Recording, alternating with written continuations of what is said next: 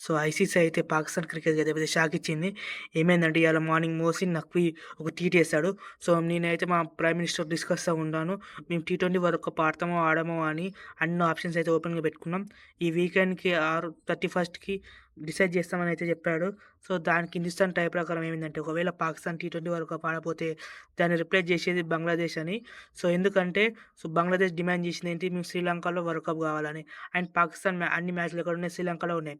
So, ఒకవేళ పాకిస్తాన్ ఆడకపోతే బంగ్లాదేశ్ దాన్ని replace చేస్తదని చెప్పారు. షాక్ ఎలా ఉంది? ఐసీసీ నుంచి సూపర్ ఉంది గదా! సో, దీనికి సంబంధించి అయితే ఇంకా డిస్కషన్ నడుస్తున్నాయి.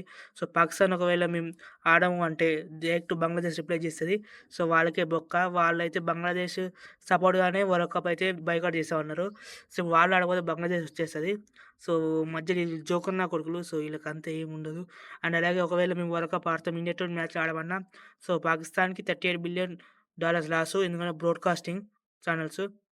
అండ్ అలాగే ఈ పాకిస్తాన్ ఇయాల 2న India under 19 world cup match ఉంది. సో, ఫిబ్రవరి 2న పాకిస్తాన్ అయితే ఆ మ్యాచ్‌కి బ్యాన్ యేసుకొని ఆడతారంట ప్రొటెస్ట్ గురించి.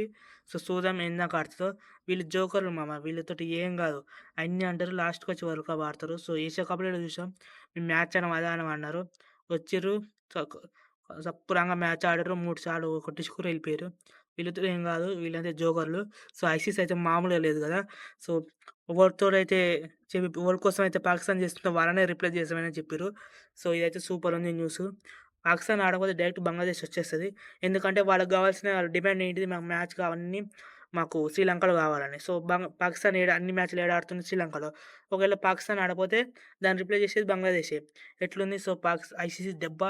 సో, పాకిస్తాన్‌కైతే ఏ ఆప్షన్ లేదు. సో, అన్నీ మూసుకొనొచ్చి ఆడాల్సిందే. వీళ్ళు ఎట్టైనా ఆడతారు మమ్మీ. ఇదంతా డ్రామాలు.